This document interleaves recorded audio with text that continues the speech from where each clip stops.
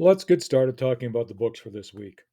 The Axe Judgment Day, Avengers, X-Men Eternals deals with outcasts, it deals with death, and it deals with judgment, both being judged and having a sense of good judgment, being able to make good decisions. Let's talk about crossovers. I don't know if I've defined them before. Almost everything we've read has had a crossover element. Devil's Reign is a prime example of a crossover event.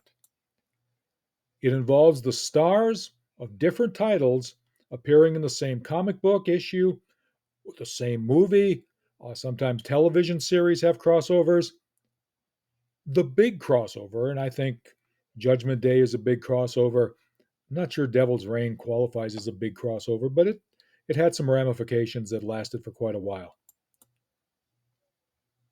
They create a mess that takes all of the world's superheroes, sometimes the supervillains, to stop.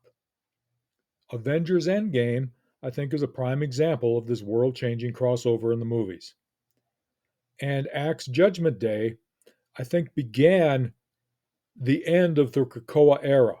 And if you Google the Krakoa era right now, you'll see that they have changed what has happened in the X-Men world, and the Krakoa era of bringing the dead back to life seems to have gone away.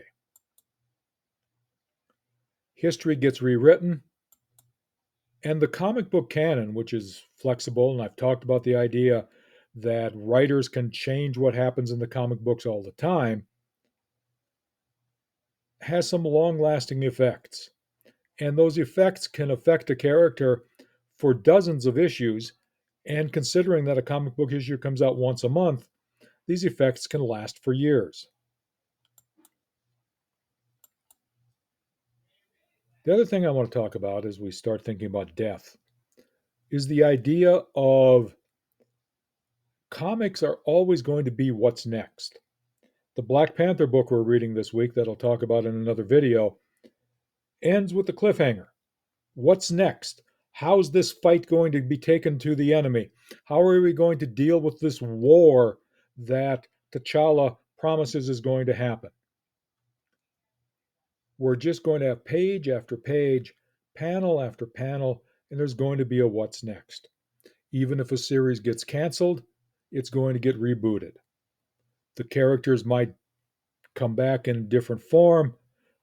In another video, I mentioned the idea that there have been 4 or 5 Robins, 4 or 5 Flashes, there are 3 or 4 Spider-Men. All of those are happening all of the time, and we always wonder as readers, what's next?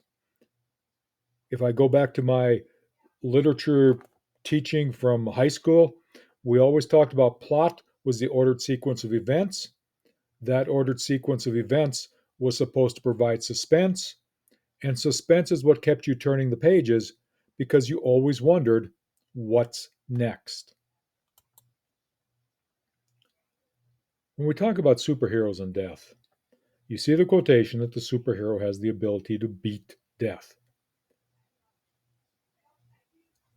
That is great at some level.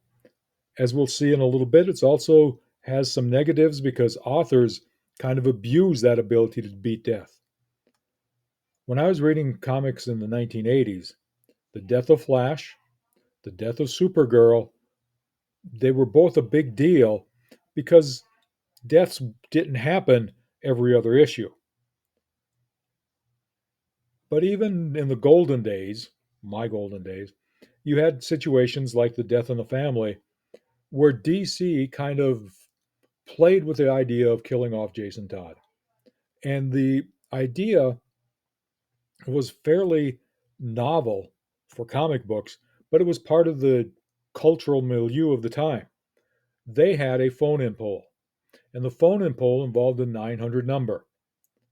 You guys are all pretty young, so the 900 number, I think, is something that you've never heard of, but back in the day, people could dial 900-555-1212 or whatever the number was, and they would be charged 99 cents.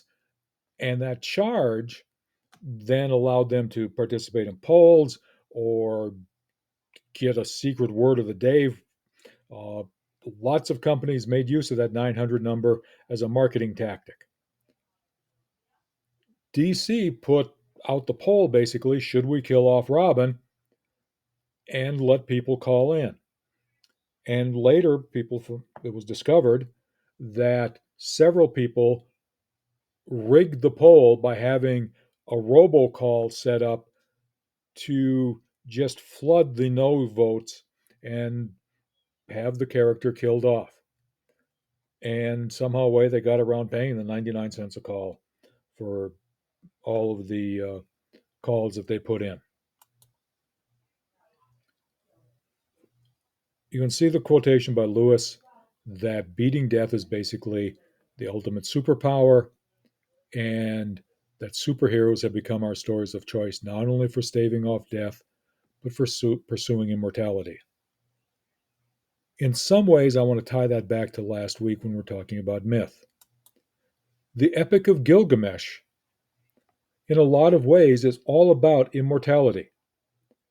After his friend dies, because the goddess is mad because they killed the bull of heaven, Gilgamesh goes on a journey to find immortality. And he finds the only human who is said to be able to live forever. And that human shows him that Gilgamesh and all humanity, or that man, shows him that all humanity is too weak, too frail to handle immortality. Myth have always been a story dealing with, can we stave off death? Can we pursue immortality? Remember, Heracles was taken up to Olympus. Other characters didn't die. The Bible, Elijah doesn't die. He was taken up. The Bible talks about Enoch. He doesn't die. He just was not. At least if that's how I remember the King James Version phrasing it. We've had a lot of stories dealing with staving off death and pursuing immortality. In comic books, I think there's the question of it's a trope. You know, a trope is a storytelling device, as I've said earlier. It's a shortcut. And tropes are the means by which a story is told by anyone who has a story to tell. We always have tropes. They're not evil, they're not good, they just are. And so in comics, and I think Avengers, X-Men, Eternals, Judgment Day plays with the trope of superheroes dying and superheroes coming back. And the fact that we mere mortals don't have that option. It's a one time deal. And comics have tried to deal with that too. Way back in the day, there was an issue of a book called Secret Avengers. And the Black Widow confronts people who are writing about the death of Captain America, one of the many characters who's died several times and has always come back. And the character talking to Natasha says, you want to talk about superheroes being real people? There's real people rules. Aging and mortality defines humanity. There are things that we know. We are going to get old. We are going to die. It's part of what defines humanity. I can feel myself getting older. I can feel myself having it more difficult to get out of bed because the muscles are more stiff every morning. Aging is part of life. And the ultimate rule is that dead means dead for us. We don't get exceptions. And we might argue that that's a bad thing. We might argue that, Eve and Adam should have eaten from the tree of life, not from the tree of knowledge of good and evil. However, there are some implications for the rules. We go through the stages of grief. There's denial, there's anger, but eventually there's a sense of healing. We get to move on with our lives. And Natasha points that out.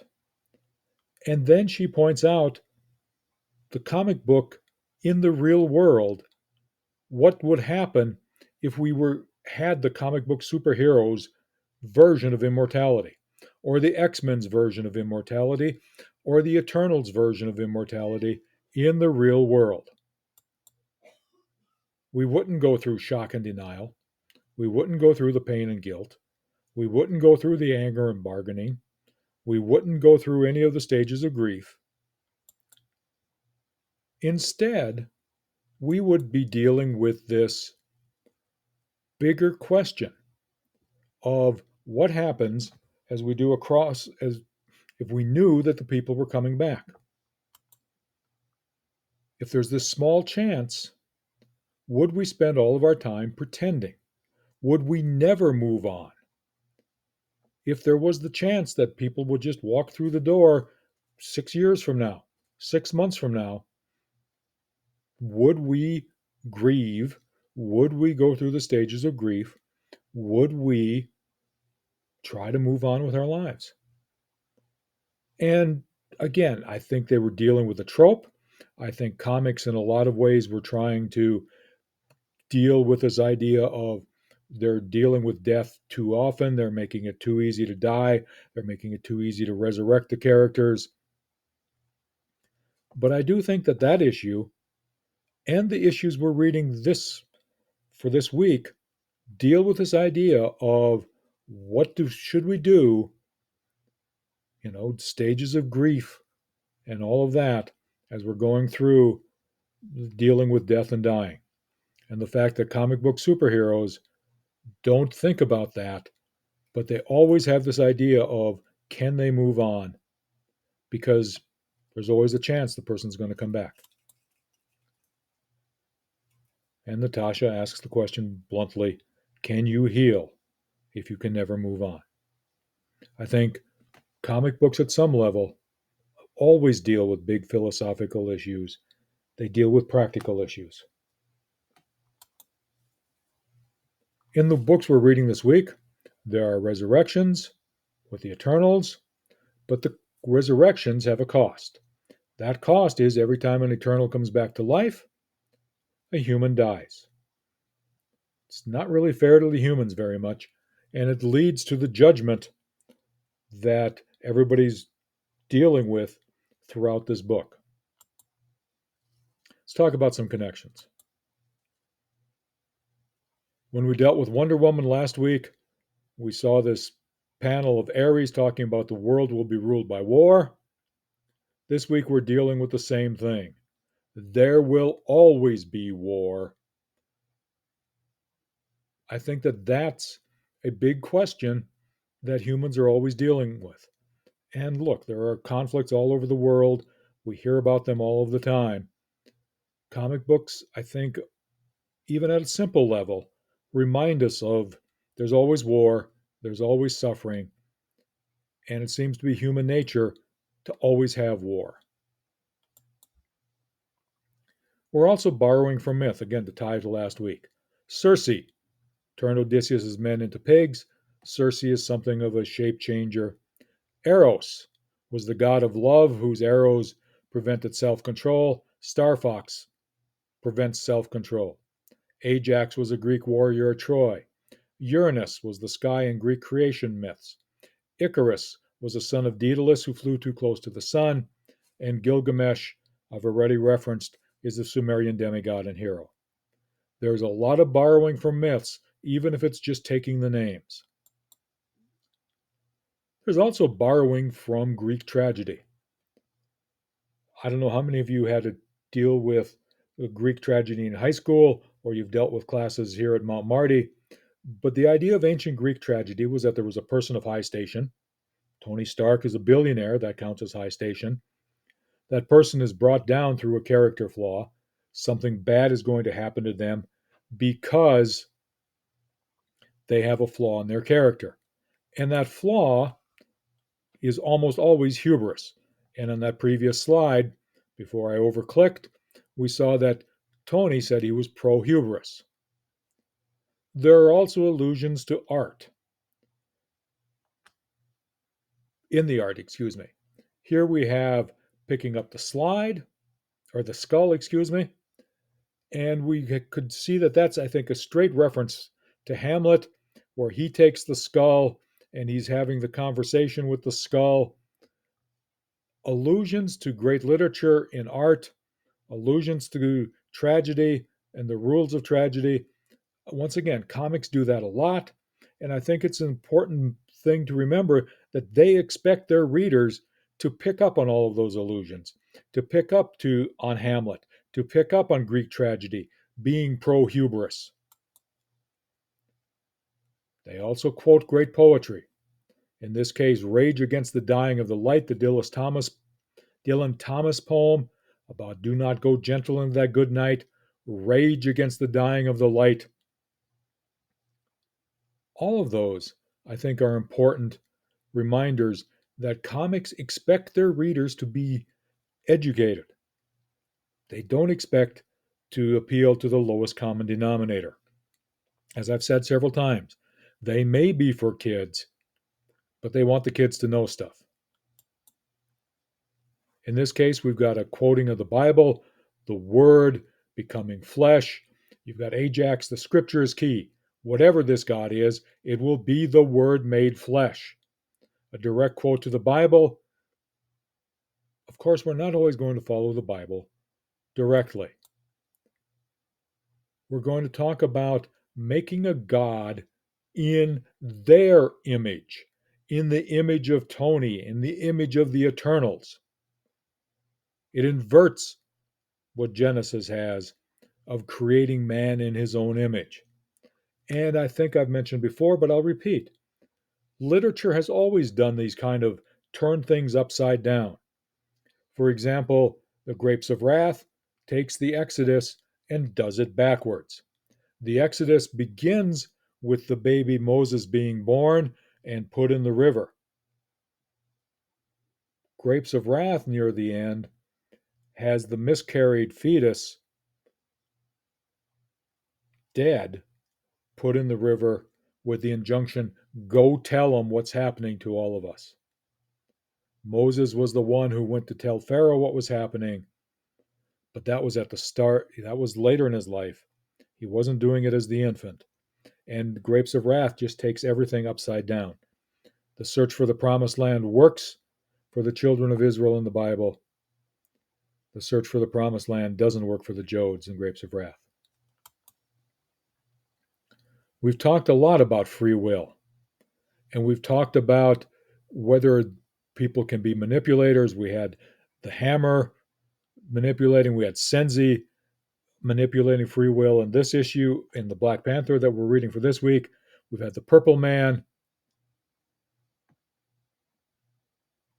And we've had these manipulators going through here. And this idea of the timing of getting what we want and as we've always wanted, and genetics and destiny. The idea of that question has been a philosophical question for a long time. The question of free will has run through several issues, even the Stargirl issue, which I think might be the most simplistic issue we had. Wing had to act on free will versus destiny. And we've got this argument of that Mystique is making here about, that destiny, or Raven, excuse me, is making that destiny is in something that controls us or it isn't something that controls us. Free will, destiny, all of those things, genetics, those arguments are happening in the public and they're happening in the comic books as well.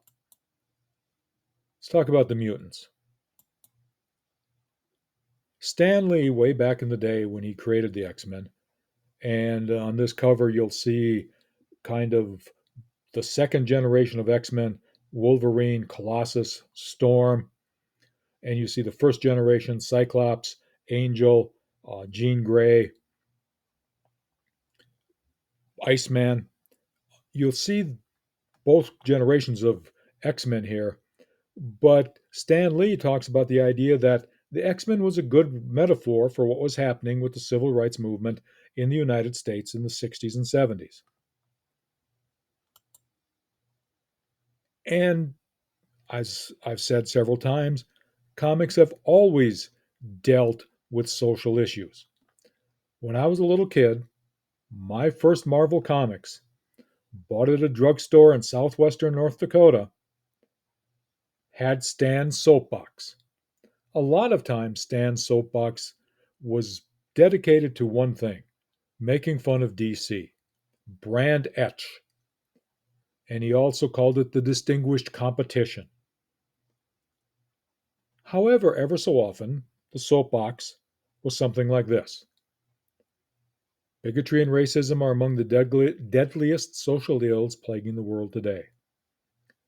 The bigot is an unreasoning hater, one who hates blindly, fanatically, indiscriminately. Sooner or later, if a man is ever to be worthy of his destiny, we must fill our hearts with tolerance. For then and only then will we be worthy of the concept that man was created in the image of God, a God who calls us all his children. Ever so often, Stan got on his soapbox and he preached a sermon. This was one of those times. He wasn't making fun of DC. He wasn't talking about what's coming up next. He was talking about, let's not be racist, let's not be bigots. In the comics, there were lots of reasons to fear the mutants. They were different. They were Homo superior, not Homo sapiens. In the issues we're reading this time around, they have the ability to resurrect themselves. Life hoarders. Another reason to hate them. We humans can't do that. And they've established a colony on Mars. God knows what they're going to do up there, and can they destroy us from a planet away? There are lots of reasons to fear the mutants. The X-Men, on the other hand, know that the tension exists. And at some point, some of them, especially Nightcrawler, do a pretty good job of trying to exhibit the better angels of their nature. We're saving the world that hates, fears, and judges. I think everyone should give this false god a piece of their mind. The discussion, the idea of what's a true god, what's a false god, and the idea of working hard to help people who hate you, fear you, judge you, I think is all about appealing to the better angels of our nature. And let's talk about human nature. The question that gets asked about human nature is, if you had 1,000,000 years, you'd never do enough. You'd always want to be better tomorrow, and you don't realize that one day tomorrow's will run out. And the idea here, I think, is an important one. Uh, Wonder Woman when she's in Hades talks about the fact that life is brief, and that's what makes it important. But the human nature, hoping that there'll always be tomorrow, promising and believing we'll do better tomorrow. But, Jesus had a parable in the Bible talking about people not expecting tomorrow to come, not expecting the bridegroom to come in one of the parables, not expecting death to come. So the rich man was planning to fill up his barns and build more. Always hoping that there'd be tomorrow, but never thinking about the fact that tomorrow's may run out. Also, I think it talks about worldviews. In a lot of ways, I'm a pessimist. I think Murphy's Law was an optimistic doctrine. I think if it can go bad, it probably will. But if you take a look, Captain America needs to believe that the world is a fundamentally good place. And we have at least one person saying that the idea that maybe it's not a bad world, and if it was, it doesn't have to be a bad world. On a bad day, that's as good as it gets. That's what gets this person up in the morning. And I think that that's always a question. What is the thing that gets us up in the morning? And maybe remembering that it doesn't have to be a bad world can get us out of bed and can get us to use our tomorrows to make the world a better place. I don't think it's preachy. At least I hope it's not preachy. But I do think it's just a quick reminder of a lot of ways that comics should just help us think. And always, it can do some formal thinking, formal philosophy, and I'll practice a little philosophy without a license. Deontology is the ethical theory that uses rules to distinguish from right from wrong. The Ten Commandments are deontological. They are rules. Thou shalt not kill. Thou shalt have no other gods before me. We've also dealt with virtue ethics. Thor, in most of his books, doesn't calculate the optimal response to the problem, which is utilitarianism. He doesn't weigh the principles, deontology. He acts on virtues. It's important to be courageous. It's important to be loyal. It's important to sacrifice. For the god, that makes him worthy. Not just the inscription on the hammer, but the actions based on the qualities of virtue, honesty, and loyalty. And if I can continue practicing philosophy without a license, one of the problems with deontology is the question, who's reading the rules? Any deviation is excess deviation. That's a rule, and that's a reading of the rule. You'll notice that at the end, I have a more conservative interpretation. Until a mutant triggers our physiological excessive deviation response, you're not deviants in the way that counts. Yes, you are deviants. You do deviate, but it's not going to count. One person reads the rules one way, one person reads them the other way. And just for your information, there's a whole list of the rules that Ajax has put together, her theses on the principles, which differs from Druig's uh, view of the principles. It differs from both views presented in the panels. And then finally, let's talk about Kierkegaard and existentialism and the idea of a leap of faith. This was an Eternals tie in that you didn't have to read, but we have Iron Man asking if Ajax is sure, and Ajax saying no, and then she takes a leap into the abyss because she has faith. The illustration of the leap of faith is, they want people to think about Kierkegaard and his idea of a philosophical leap into the abyss. When I showed these slides to Dr. Anders, he talked about comics make it look really easy. And I'll leave it to you after you read the struggles that they went through and how the world almost ended and how they had to attempt to save the world, whether they had it easy. But I do think it's important to see that this is a two-panel depiction of jump over the edge, whether you're sure or not, get rid of the angst, and leap into the abyss. Also, I think we talked about the merchandising retcon in my video this week, where the takeaways, I talked about wearing the shirt that has the merchandising retcon on it. We've talked about myth retcons. Here we have an open philosophical retcon. We're going to talk about hedonism in a different way. We're not going to talk about hedonism as just going too far with loving life and going too far with the idea of pleasure. We're going to talk about hedonism as loving life, not pleasure, because the will to survive involves loving life. And hedonism is now retconned in a way that involves more than just pleasure. For this week, here's some comments. Certainly, you can react to Stan's soapbox. I've talked about it. If it doesn't have to be a bad world, is that enough to get you through the day? You talk about comic book deaths. You can talk about tropes. You can talk about what you believe is the ultimate superpower. What superpower would you want to have?